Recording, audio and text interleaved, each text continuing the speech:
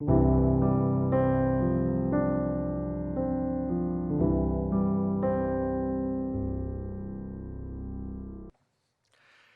오늘도 하나님을 사랑하는 마음으로 이 자리에 함께 동참하여 주시는 여러분들을 주님의 이름으로 진심으로 환영하고 사랑합니다.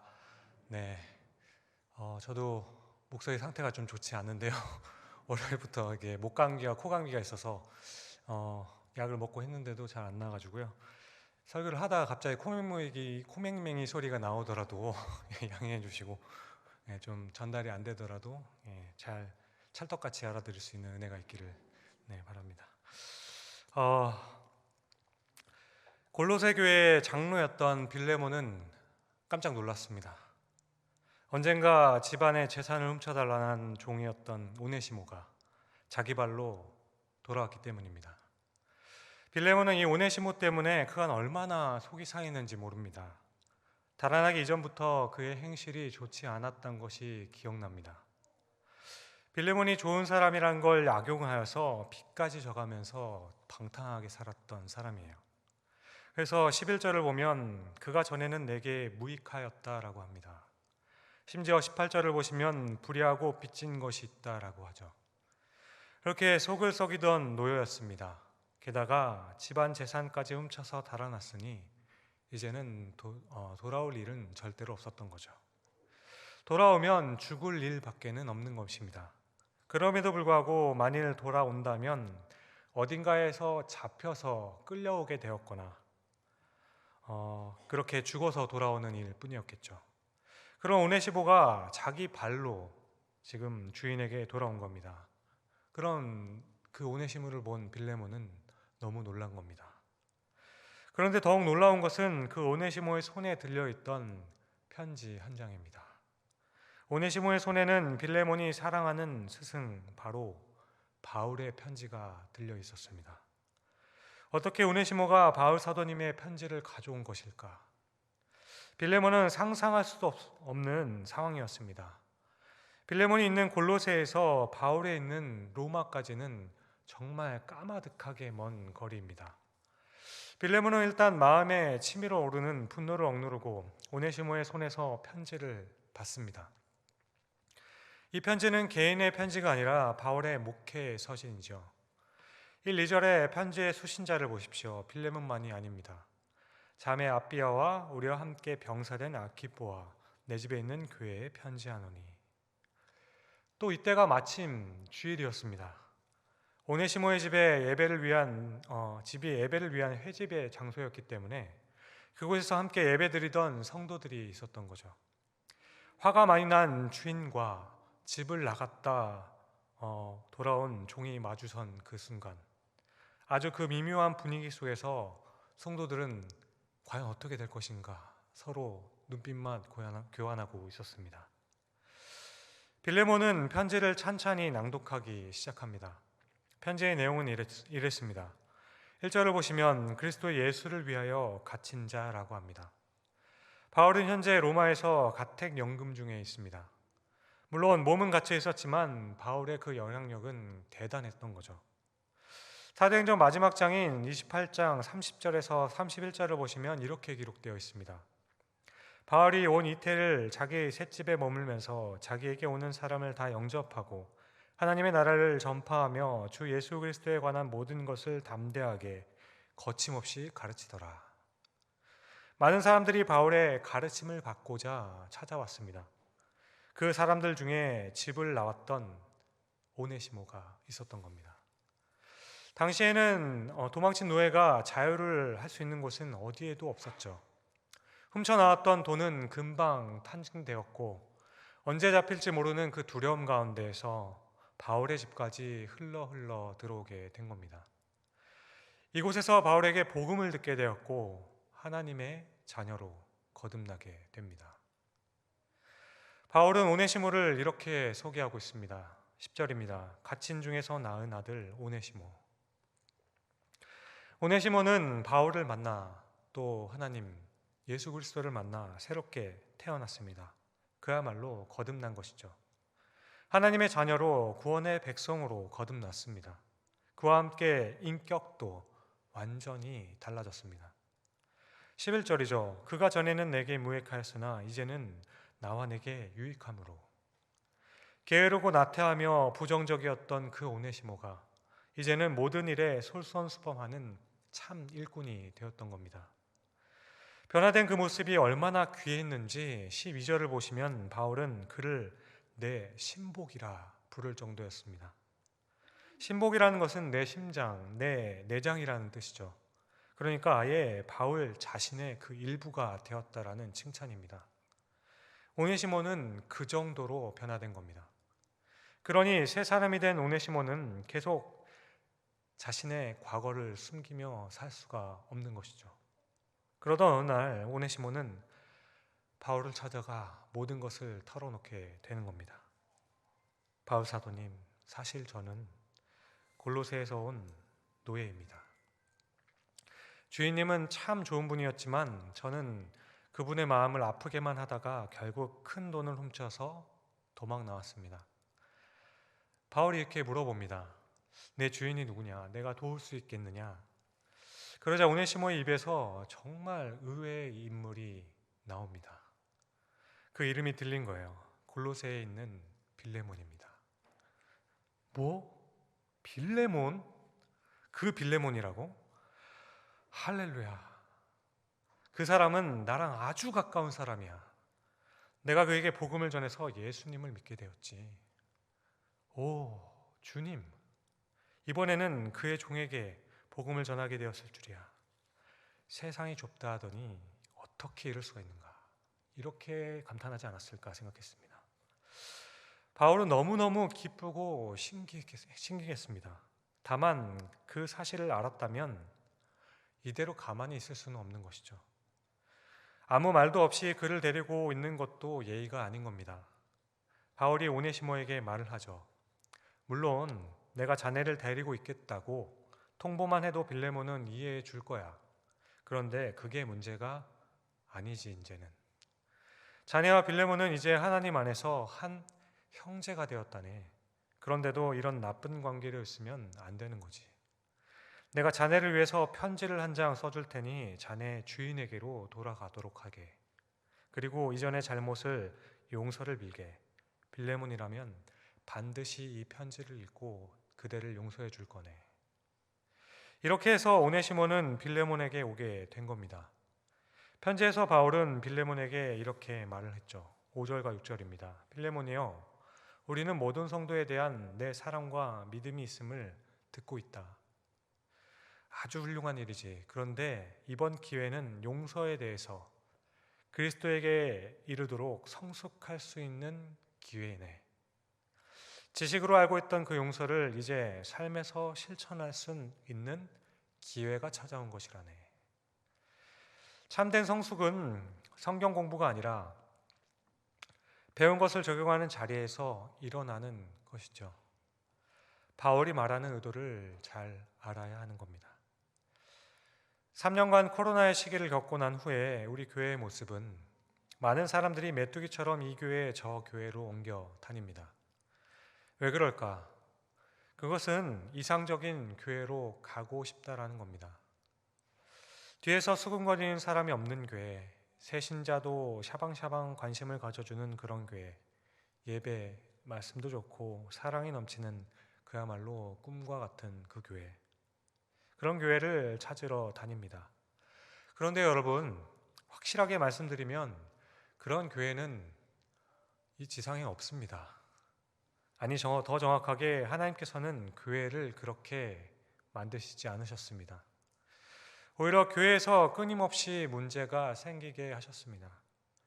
말 때문에 상처받고 때로는 서로 싸우기도 합니다.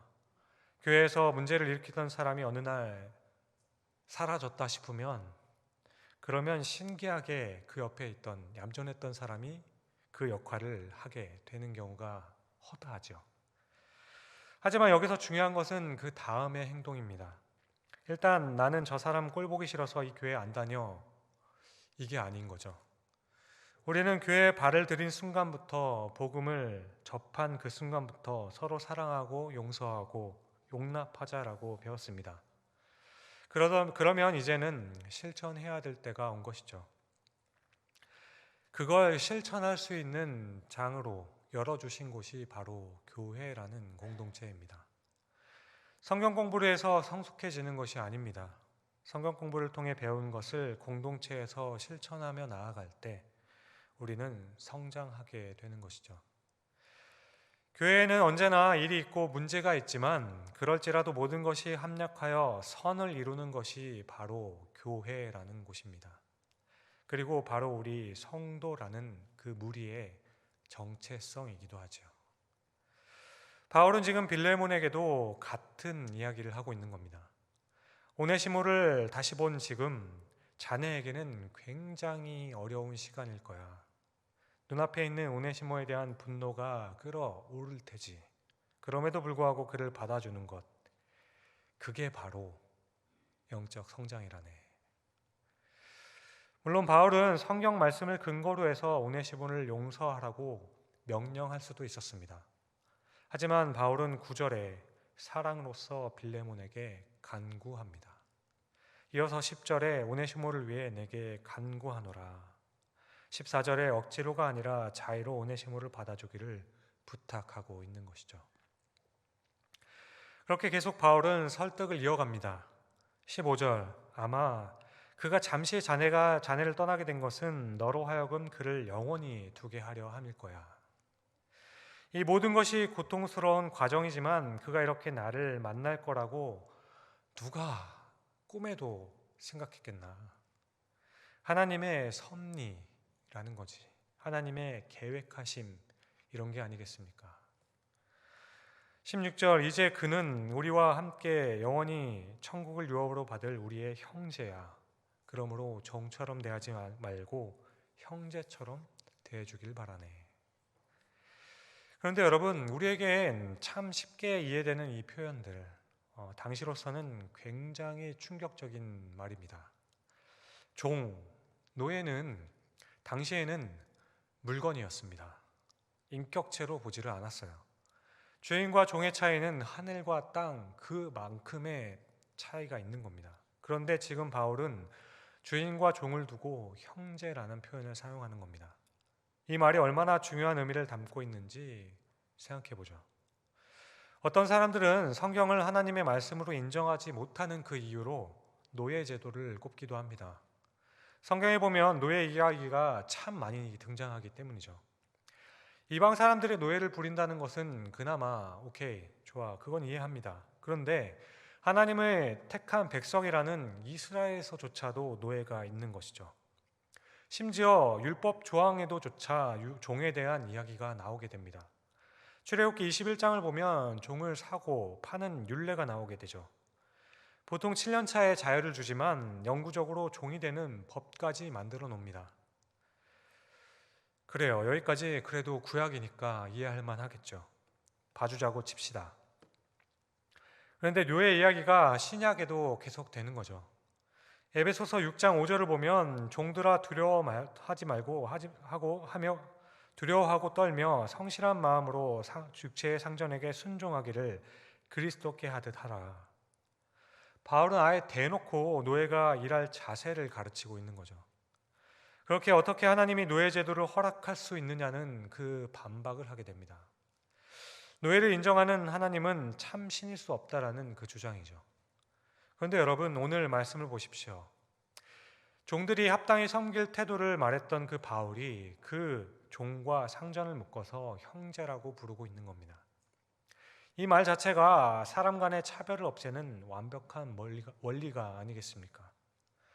형제간인데 어떻게 궁극적으로 노예와 주인이 될 수 있겠어요?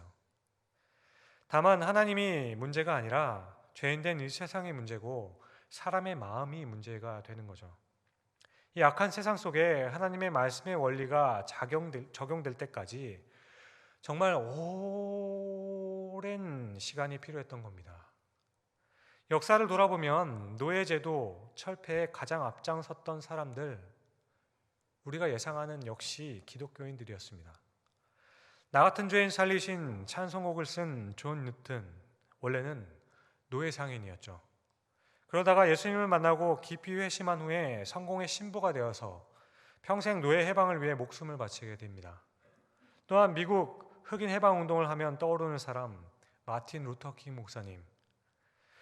수많은 기독교인들이 손에 의해서 노예제도의 폐지뿐만 아니라 노예제도가 악하다는 인식이 형성됩니다. 인간이 평등하다는 원리는 바로 성경에서 나온 거예요. 갈라디아서 3장 28절 말씀은 이렇게 말합니다. 너희는 유대인이나 헬라인이나 종이나 자유인이나 남자나 여자나 다 그리스도 예수 안에서 하나이니라. 오히려 성경을 떠나간 사회, 하나님으로부터 멀어지는 사회일수록 인간을 억압하게 됩니다. 멀리 볼 것도 없죠. 기독교 압제에 가장 앞장섰던 우리 윗지방에 있는 북한을 보십시오. 한 명의 독재자 밑에 모든 사람들이 노예로 살아갑니다. 그러니 종을 형제라고 선언한 이 말씀은 시대를 앞서가도 그 당시만 해도 너무나도 정말 한참을 앞서갔다라는 겁니다. 자, 종을 형제라고 선포한 것만 해도 엄청난 충격입니다. 그런데 이어서 바울은 더 충격적인 말을 이어갑니다. 18절과 19절이죠. 그가 만일 내게 불의를 하였거나 내게 빚진 것이 있으면 그것을 내 앞으로 계산하라. 나 바울이 친필로 쓰노니 내가 갚으려니와. 바울이 오네시모 대신에 갚겠다고 하는 거죠. 이 말은 단지 재산상의 그 손해봤던 것을 갚겠다라는 말이 아니에요. 처음 말씀드렸듯이 오네시모가 지은 죄는 당시에는 사형에 해당하는 죄인 겁니다. 정말 아주 너무나도 착하고 자비로운 주인이라서 사형까지 시키지 않는다면 끔찍한 매와 형벌은 피할 수가 없는 겁니다. 그런데 지금 바울은 오네시모가 만약 죽어야 하겠다면 자기가 생명으로 갚아주겠다라는 고백을 하고 있는 거예요. 사랑하는 성도 여러분, 지금 바울의 이야기에서 혹시 누군가가 떠오르지는 않으십니까? 바로 예수 그리스도입니다. 죄인들을 대신해서 십자가에 죽어주신 예수님입니다. 바울은 빌레몬에게 그거를 생각나게 만드는 거예요. 19절 후반부죠. 내 자신이 내게 빚진 것은 내가 말하지 아니하노라. 빌레몬이 바울에게 무슨 빚을 졌겠습니까? 바로 복음에 빚진 자인 겁니다. 하나님 앞에서 빌레몬 역시 종이었습니다. 죄의 종노릇하고 살다가 영원한 지옥 형벌을 받을 인생에 불과했던 사람이 빌레몬 자신이었죠. 그랬는데 예수님께서 그의 죗값을 대신 치러 주셨습니다. 그렇게 바울이 전해준 그 복음으로 빌레몬도 자유인이 되었던 거죠. 바울은 그거를 발견하라고 하는 거예요. 지금 마음에 분노가 가득 차 있겠지만 오네시모의 얼굴만 봐도 당장 뺨이라도 한 대 후려쳐 버리고 싶겠지만 널 위해 죽으신 예수 그리스도를 생각해 보라는 거예요. 그래서 한 장밖에 안 되는 이 편지에 정말 구석구석에 예수님의 이름이 나오고 있는 겁니다. 이 성을 읽고 있을 그를 위해서 편지 곳곳에 예수님의 이름을 새겨 놓았습니다. 한번 보실까요? 이 편지에서 예수님의 흔적들을 찾아보죠. 1절 그리스도 예수를 위하여, 3절 주 예수 그리스도로부터, 5절 주 예수와 및 모든 성도, 6절 그리스도께 이르도록, 8절 이름으로 내가 그리스도 안에서, 9절 또 예수 그리스도를 위하여, 20절 오 형제여 나로 주 안에서 내 마음이 그리스도 안에서 평안하게, 23절 그리스도 예수 안에서, 25절 주 예수 그리스도와 그리스도의 은혜가. 총 25절의 말씀 가운데 예수 그리스도가 무려 10번이나 등장하고 있는 겁니다. 입이 잘 안 풀렸네요. 그러니 아무리 둔한 사람이라도 이렇게까지 적어 놓았으면 바울의 의도를 금세 알아차릴 수 있을 것입니다. 오네시모가 빌레몬 앞에 섰던 것처럼 빌레몬은 십자가의 예수님 앞에 서 있던 겁니다. 여기까지 읽고 나서 빌레몬의 눈은 번쩍 뜨게 되는 거죠. 앞서 9절과 10절에서 바울 사도가 명령하지 않고 강구한다 그랬습니다. 그런데 다시 끝까지 읽고 보니 오네시모를 용서하는 건 바로 예수 그리스도의 명령이었던 겁니다. 따라서 바울은 21절에 이렇게 말씀하죠. 나는 내가 순종할 것을 확신한다. 순종이라는 말은 명령에 대한 반응이 아니겠습니까? 바울은 한 사람의 생사가 걸린 이 편지를 그냥 쓴 것이 아닙니다. 정말 치밀하게 고민해서 쓴 거예요.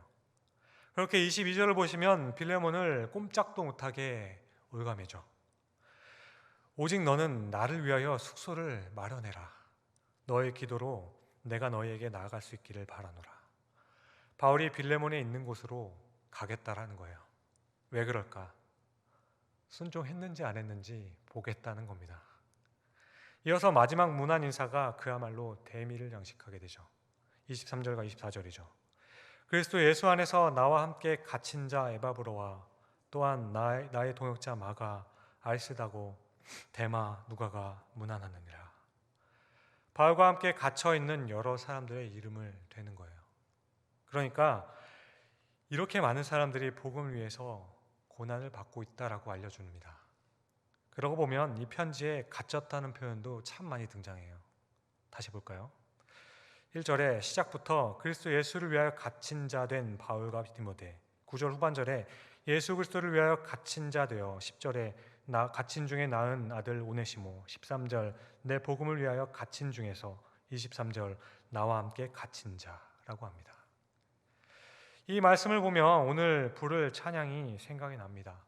오늘 함께 찬양할 353장 십자가 곤병되어서 2절 가사를 보면 이렇게 찬양합니다. 무성도 피 흘리며 큰 싸움하는데 나 어찌 편히 누워서 상받기 바랄까. 그렇게 빌레몬은 바울의 의도를 깨닫게 되죠. 지금도 수많은 복음의 일꾼들이 복음을 위해서 자기 생명조차 귀한 것으로 여기지 않고 일을 하고 있는데, 심지어 자기를 죽이려는 원수들에게도 용서의 복음을 전달하고 있는데, 내가 뭐라고 사람 하나 용서하는 걸 이렇게 쩔쩔매고 있나. 졌다. 빌레몬은 그렇게 마지막 25절까지 읽어 내려가죠. 우리 주 예수 그리스도의 은혜가 너의 심령과 함께 있을지어다. 잠시간의 침묵이 흐르게 됩니다. 오네시모는 어쩔 줄을 몰라 땅만 쳐다보고 고개를 푹 숙이고 있죠. 함께 있던 성도들도 마음만 졸이고 있습니다. 그 순간 빌레몬은 읽은 편지를 고이 접어 한 손에 잡고 다른 손을 오네시모에게 내밀게 됩니다. 형제여, 잘 돌아왔네. 이제 함께 교제의 떡을 떼시게. 그 말 한마디에 모든 사람들의 가슴이 쓰러져 내려가죠. 함께 오네시모에게 몰려들어 그를 맞이해 줍니다. 오네시모의 등을 토닥여주고 안아주고 격려를 해주죠. 오네시모는 아무 말도 할 수 없습니다. 그저 설명할 수 없는 눈물이 그의 뺨에 흐르기만 할 뿐입니다. 여기까지가 제가 빌레몬서를 읽고 느꼈던 것을 상상해서 함께 나누어 보았습니다. 그러나 아마도 이렇게 되지 않았을까 싶기도 합니다. 왜냐하면 이 편지가 오늘날 바로 우리 손에 쥐어져 있기 때문이죠. 빌레몬의 용서와 용납은 당시 흩어졌던 모든 교회의 깊은 울림이 되었습니다. 모든 교회들이 이 편지를 돌려 읽었습니다. 사랑하는 성도 여러분, 오늘 말씀을 보시면 바울과 빌레몬과 오네시모 사이에서는 한 가지 관계성만 보입니다. 오네시모를 위해 자신의 목숨이라도 내어주려 했던 바울에게서는 그리스도가 보이죠. 그리고 오네시모를 기꺼이 받아들이는 빌레몬에게서는 바로 교회가 보입니다. 여러분, 오늘 등장인물인 오네시모는 예수님을 통해 교회의 일원이 된 죄인들입니다. 신앙생활이라는 것은 바로 이 관계를 투영하는 삶인 겁니다. 종교개혁자 마틴 루터는 빌레몬서를 주석하면서 이렇게 외쳤다고 합니다. 우리 모두 하나님 앞에서 오네시모다. 우리 모두는 하나님의 이 크신 은혜를 받아 누리고 있는 것입니다. 갚을 수 없는 엄청난 죗값을 하나님의 아들이 모두 갚아 주신 것입니다. 그리하여 교회의 일원이 된 겁니다. 그러므로 교회는 세상의 어떤 사람이라도 용납하고 받아들일 수 있어야 하는 겁니다. 성도는 나한테 어떤 잘못을 한 사람도 용서하고 품을 수 있어야 하는 겁니다. 그리고 할 수 있다면 오늘 바울이 그랬던 것처럼 관계의 어려움을 겪는 사람들, 교회 안에 들어오지 못하는 지체들을 교회의 일원이 될 수 있도록 품어주고 격려하고 도와주는 일을 해야 되는 겁니다. 전에 있었던 교회에서 한 은퇴 장로님이 계십니다. 이 장로님은 주일에 오시면 아침 7시 일부 예배부터 오후 예배 때까지 교회를 지키시면서 교회 로비에서 인사를 항상 하셨어요. 이렇게 교회에 새로 나오신 분들에게 다가가서 먼저 인사를 하시는 분이었습니다. 그 다음 주에도 본인만의 방법으로 자판기 커피를 한 잔 대접하기도 하고 아주 잠시 동안 함께 곁에 있어주고 안부를 물어봐주는 역할을 하셨습니다. 아무 누구도 시키지 않았습니다. 그렇지만 장로님은 그걸 본인의 사명으로 여기고 감당하시는 분이었어요. 이렇게 세 가족이 출석교인이 되고 출석교인이 일꾼이 되어가는 모습들을 바라보게 되는 거죠. 우리 교회는 사랑이 없어. 우리 교회는 사람들의 관심도 없어. 우리 교회는 기도회나 찬양에 뜨거움이 없는 것 같아. 이런 말씀을 하시는 분들은 내가 아닌 누군가가 하기를 바라는 마음, 나 말고 다른 사람이 했으면 좋겠다는 그 마음, 이런 분들은 본인들이 관심이 없는 것입니다. 교회에 이런 분들이 얼마나 많은데요. 그런 건 안 보고 함부로 교회를 판단해서는 안 된다는 거죠. 주 안에서 너무나도 사랑하는 성도님 여러분, 오늘 빌레몬서라는 성경을 통해 개인적인 용서와 용납이 죄인을 받아들이는 공동체의 그 헌신이 성경의 한 면을 차지하며 우리에게 전달된 것입니다. 그러므로 우리의 섬김, 우리의 헌신과 용서가 하나님의 나라에서 얼마나 귀한 일인지를 깊이 생각하는 오늘 한 주 되기를 주님의 이름으로 축원합니다. 앞으로는 하나님의 나라를 위해 열심을 내며 그렇게 살아가는 우리 모두가 되실 수 있기를 주님의 이름으로 간절히 축원드립니다. 기도하시겠습니다. 사랑하는 주님, 오늘 말씀을 통해 우리가 또 한 형제와 자매, 지체됨을 또한 고백합니다. 주께서 우리에게 주신 그 구원, 은혜, 그것은 원수였던 우리를 용서하신 사랑인데 그 사랑을 거저받은 우리가 내 것인 것처럼, 당연한 것처럼 행동했던 것을 돌아보게 됩니다. 이제는 사랑은 허다한 죄를 덮는다는 말씀을 기억하며 서로를 더욱 뜨겁게 사랑하는 우리가 되기를 간절히 소망합니다. 우리에게 힘과 능력과 할 수 있는 용기를 더하여 주시옵소서. 감사합니다. 이 모든 말씀을 우리를 구원하신 예수 그리스도의 이름으로 기도드립니다. 아멘.